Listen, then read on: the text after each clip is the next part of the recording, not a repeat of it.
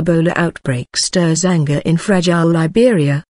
When a starving Ebola patient escaped from a treatment center in Monrovia and staggered through a crowded market in search of food, bystanders who scattered in his path voiced their anger not at him but at Liberia's president.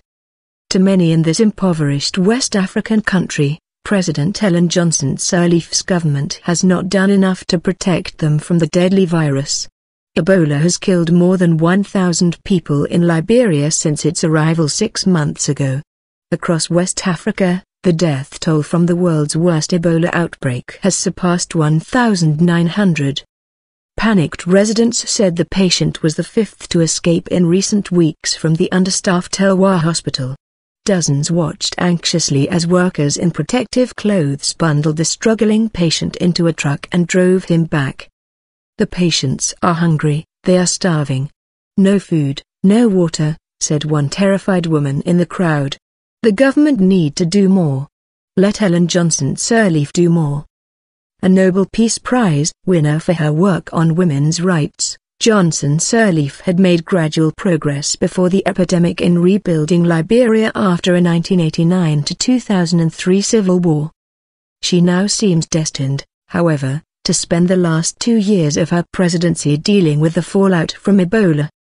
Feted internationally since she became Africa's first female head of state 9 years ago, Johnson Sirleaf's reputation at home has been dogged by a slow improvement in living standards.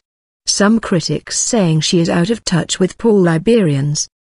The 75-year-old former World Bank official now faces mounting anger over her handling of Ebola. Her government has been denounced for causing food shortages by imposing quarantine on affected communities, while healthcare workers have walked out on strike after several of their colleagues died. The president has also faced criticism for sending troops to quell protests in the oceanfront West Point slum of Monrovia. A 15-year-old boy was fatally shot after soldiers opened fire on a crowd trying to break out of a quarantine there. Opponents have called for Johnson Sirleaf to resign, but her government has said it is doing everything possible, given the scant resources at its disposal. Care and attention should be given to helping people who need it the most, and we can get into the politics later, Information Minister Louis Brown told Reuters. "We're in a better position than we were several weeks ago in this fight." Johnson Sirleaf has taken bold steps.